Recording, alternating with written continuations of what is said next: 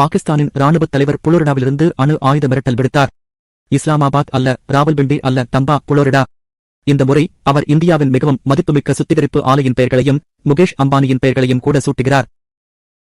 பாகிஸ்தானின் மிகவும் சக்தி வாய்ந்த மனிதரான ஃபீல்ட் மார்ஷல் அசிம் முனீர் சேன்கோம் ஓய்வு விழாவிற்காக அமெரிக்காவில் இருந்தார். ஆனால் 120 விருந்தினருடன் ஒரு தனியார் விருந்தில் தொலைபேசிகள் தடை செய்யப்பட்டன. அவர் உலகளவில் தலைப்புச் செய்திகளில் இடம் பிடித்தார். நேரில் கண்ட சாட்சிகளின் கூற்றுப்படி எதிர்காலப் போரில் இந்தியாவின் பொருளாதார சொத்துக்களை குறிவைப்பதாக முனீர் மிரட்டினார். குறிப்பாக உலகின் மிகப்பெரிய ரிலையன்ஸுக்குச் சொந்தமான ஜாம்நகர் சுத்திகரிப்பு நிலையம்.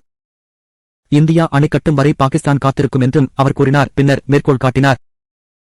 சேர் 10 ஏவுகணைகள் நம்மை தாக்கும். அவரது உரையில் குரான் வசனம் மற்றும் அம்பானியின் புகைப்படம் கொண்ட ஒரு ட்வீட் குறிப்பிடப்பட்டிருந்தது. இது அவர் தெய்வீக பழிவாங்கல் என்று அழைத்ததை குறிக்கிறது. அவர் இந்தியாவை மெர்சிடிஸ் உடன் ஒப்பிட்டு வினோதமாக பேசினார். பாகிஸ்தானை சரளைக்கற்கள் நிறைந்த குப்பை லாரி உடன் ஒப்பிட்டார்.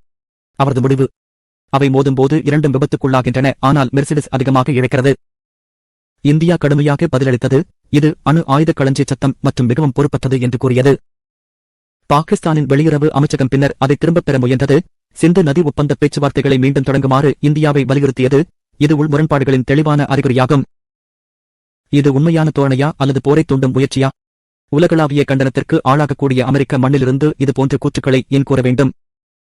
நீங்களே முடிவு செய்யுங்கள். ஆனால் நினைவில் கொள்ளுங்கள், இவை வெறும் வார்த்தைகள் அல்ல. அவை தெற்காசியாவின் எதிர்காலத்தை வடிவமைக்கக்கூடும். மறக்காமலை பண்ணுங்க, சப்ஸ்கிரைப் பண்ணுங்க, உங்க கருத்துக்களை கமெண்ட்ல சொல்லுங்க.